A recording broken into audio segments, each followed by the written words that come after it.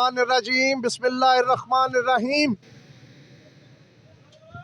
आज chief election commission Medina electric market को, जो कि इस मार्केट की मजलिस आमला और मुंसफीन भी हैं, उनके पास कागजात नामजदगी जमा कराने का जो वक्त था वो शाम 5 बजे तक था।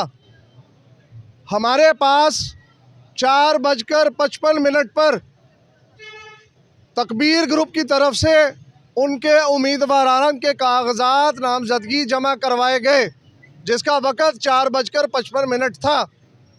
उसके बाद 5 बजे तक हम दोस्त किसी और साथी के जो कि इलेक्शन लड़ने का ख्वाहिशमंद हो उसका इंतज़ार करते रहे।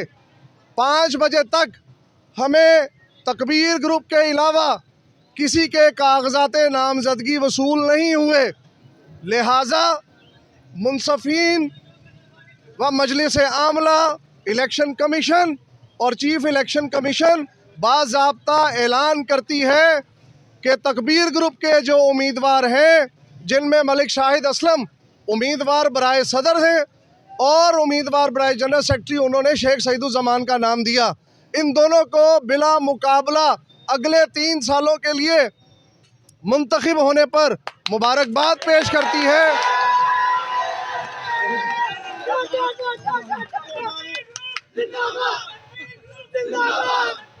अब हमने कह दिया तो ये 3 साल ही होंगे। अब हमने कह दिया है तो ये 3 साल होंगे। 3 साल के लिए जी उसमें हमने मेंशन किया हुआ है, 2 साल है, इसमें 3 साल है। अगले 3 सालों के लिए जी 2024, 2025, 2026 इन 3 सालों के लिए हमने बाज़ाब्ता बिला मुकाबला इनको मुंतखब होने पर, मार्केट के सदर बनने पर मुंतखब करते हैं और इसका ऐलान करते हैं। ये सब दो ज़रूर सुने, क्योंकि जो हमने पहले इलेक्शन के ज़रिए मुंतखब होकर आए थे उनको इन्हीं मुंसफीन ने और मजलिस आमला ने गैर इखलाकी और मार्केट के खिलाफ हरकत करने पर डिस्क्वालीफाई किया था। और आज बाजार के अंदर नाम नेहाद रेफरेंडम का जो तमाशा इन लोगों ने खड़ा किया है, हम उस पर भी इन्हें मुतलबा करते हैं कि इस बाजार को 2 हिस्सों में तकसीम करने की जो आपकी कोशिश है उसको ये मजलिस आमला और मुंसफीन कभी भी कामयाब नहीं होने देंगे। और आपको खबरदार करते हैं कि आइंदा मुंसफीन और मजलिस आमला के जो इख्तियारात हैं उनको गलत तरीके से इस्तेमाल करने और उनको इस तरीके से कहने की आपको किसी ने इजाज़त नहीं दी। जी नाज़रीन, इस वक्त हम मौजूद हैं मदीना इलेक्ट्रिक मार्केट, जो कि एक शालम मार्केट में एक नाम रखती थी। पिछले 1.5 साल पहले, तकरीबन 1.5 साल पहले एक इलेक्शन हुआ यहाँ पर, जिसमें एक इलेक्टेड हाजी खालिद साहब विनर हुए। उसके बाद इलेक्शन कमीशन की जानिब से जो ऑब्जेक्शन लगाया गया कि हमने ये यूनियन तहलील कर दी गई, किस बिना पे उनको नाअहल किया गया, वो भी हमारे आप कैमरे के स्क्रीन पे नज़र आ रहा होगा, आप देख लें इसके ऊपर। आज जो 20 तारीख को इलेक्शन का दोबारा से अनाउंसमेंट किया गया था, कागजात नामजदगी तकबीर ग्रुप की जानिब से जमा कराए गए इलेक्शन कमीशन को, तो वहाँ पर टाइम था 5 बजे का। 4:55 पर कागजात नामजदगी शाहिद असलम साहब की जानिब से तकबीर ग्रुप की जानिब से जमा कराए गए, जबकि 5 बजे तक किसी भी और उम्मीदवार ने कागज़ जमा नहीं कराए, जिसकी वजह से इनको बिला मुकाबला इलेक्शन कमीशन की जानिब से विनर करार दे दिया गया। आइए इनसे जानते हैं कि इस हवाले से आज हमें शाहिद असलम साहब जो हैं वो क्या कहते हैं। जी शाहिद भाई, सबसे पहले तो आपको बहुत बहुत मुबारक हो, आप इलेक्शन में विन हुए, बिला मुकाबला जीते, क्या कहेंगे आप? जी बिस्मिल्लाहिर्रहमानिर्रहीम। सबसे पहले तो भाई साहब, ये जो इलेक्शन है या ये जो सदारतें हैं, ये कोई आसान काम नहीं है, ये ज़िम्मेदारी का नाम है। और जो लोग इस ज़िम्मेदारी को निभा सकते हैं, मेरे ख्याल से उनको आगे आना चाहिए। जो कि इसके अहल नहीं है جو کہ مارکیٹ کو کسی بھی مشکل گھڑی میں اکیلا چھوڑ کے راہ فرار اختیار کر لیتے ہیں. میں سمجھتا ہوں کہ ان کو مل کے کام کر لینا چاہیے، کیونکہ لیڈ کرنے کے لیے ہر بندہ نہیں کر سکتا، اور اللہ پاک نے جو صلاحیتیں سب کو دی ہیں وہ ہر بندے کو علیحدہ علیحدہ دی ہیں. حاجی صاحب جو محترم ہیں ہمارے ساتھ رہے، لیکن جب تک وہ ہمارے گروپ میں رہے وہ ایک ہی چیز کہتے رہے کہ شاہد بھائی یہ فلاں کام آپ کر لیں، میں کوئی نہیں آپ کے پیچھے ہوں. تو وہ جو پیچھے رہتے تھے انہیں وہ کام کرنا آیا ہی نہیں، مارکیٹ میں سرو کرنا آیا ہی نہیں. جب بھی کبھی مارکیٹ کو مشکل پڑی، جب بھی کبھی کوئی مشکل وقت آیا، خواہ وہ محکموں کی وجہ سے آیا، خواہ وہ قبضہ گروپوں کی وجہ سے آیا، خواہ وہ پولیس وارڈن کی صورت میں آیا، خواہ وہ ناجائز دکانیں بنانے والوں کی صورت میں آیا، کسی ایک جگہ بھی حاجی خالد صاحب کھڑے ہو ہی نہیں پائے.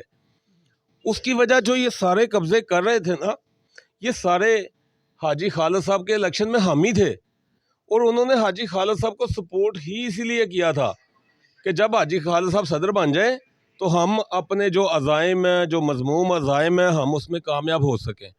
کہ جب ہم کسی جگہ پہ قبضہ کریں گے، لازمی بات ہے حاجی صاحب کو سپورٹ کیا، حاجی صاحب کس منہ سے بولیں گے. اب ایک معاہدہ کیا گیا پارکنگ سٹینڈ کے والے سے، حاجی صاحب صدر ہیں، اس محفل میں حاجی صاحب صدر اس وقت بیٹھے ہوئے ہیں، اور معاہدہ کوئی اور بیٹھ کے کر رہا ہے قبضہ گروپوں کے ساتھ. ان کو لکھ کے دیا جا رہا ہے کہ ہم آپ کی یہ جگہ کو تسلیم کرتے ہیں، اور حاجی صاحب بیٹھ کے دیکھ رہے ہیں. یہ کیسی صدارت ہے، یہ کیسی ذمہ داری ہے کہ جس کو اس طریقے سے نبھایا جا رہا ہے کہ مارکیٹ کے جو ایسٹ ہیں ان کو قبضہ گروپوں کے حوالے لکھ کے کیا جا رہا ہے.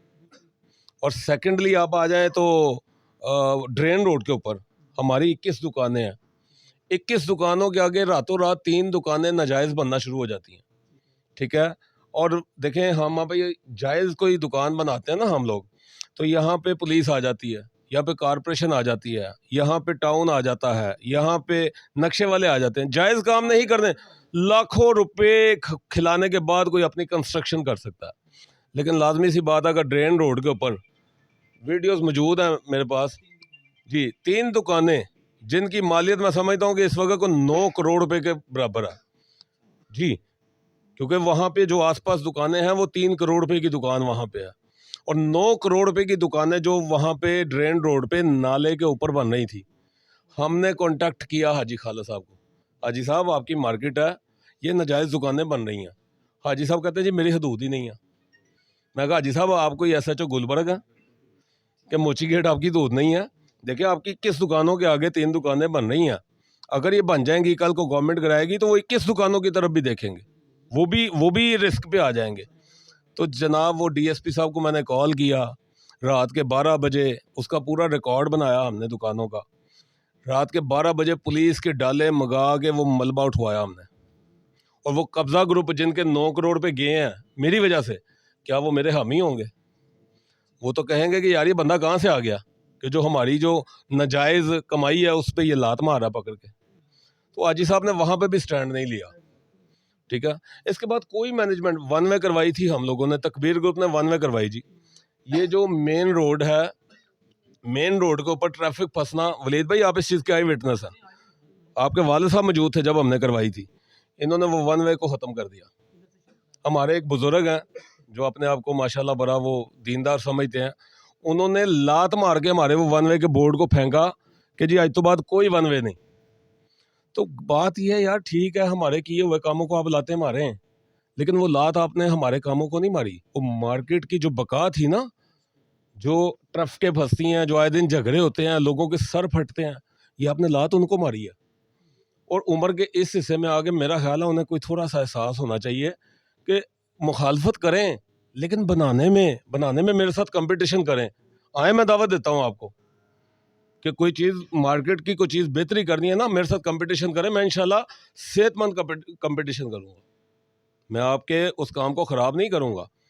اور نمبر 3 لے لیں، باہر ہماری جو کراکری مارکیٹ ہے وہاں پہ کوئی 25 سے 30 FIR کٹی دکانداروں کے اوپر. وہ FIR جب کاٹی گئیں، وہ جو پولیس وارڈن جو تھے ان کے حوصلے اتنے بلند ہوئے کہ پہلے ناجائز FIR کاٹتے تھے، پھر اس دکاندار سے جا کے فری سامان لیتے تھے بدماشی سے. اور اس کی ویڈیو ان کے مطلب ویڈیو وائرل ہو گئی, وہ ان کے سی سی ٹی وی لگا ہوا تھا, اس میں آ گیا کہ یہ بندہ سامان لے کے گیا اور اس نے پیسے پے نہیں کیے.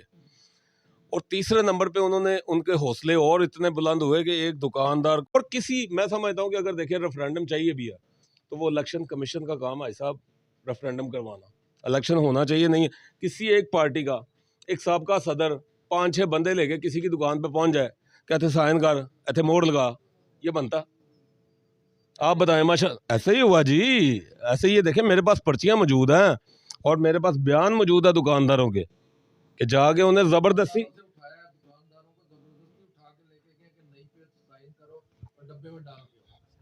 تو یہ زبردستی کا الیکشن نہیں ہوتا.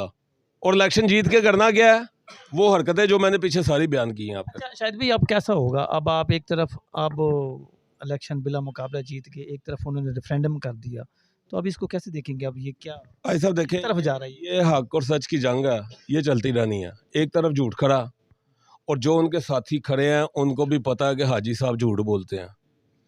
جو ان کے ساتھ یوتھ پچھلی گلی کے کچھ ہمارے وہ جو دوست کھڑے ہیں, حاجی صاحب نے ان کے ساتھ بھی وعدہ کیا تھا کہ جی میں اپنے فیصلے خود کروں گا, میرے فیصلوں میں کسی کا کوئی عمل دخل نہیں ہوگا.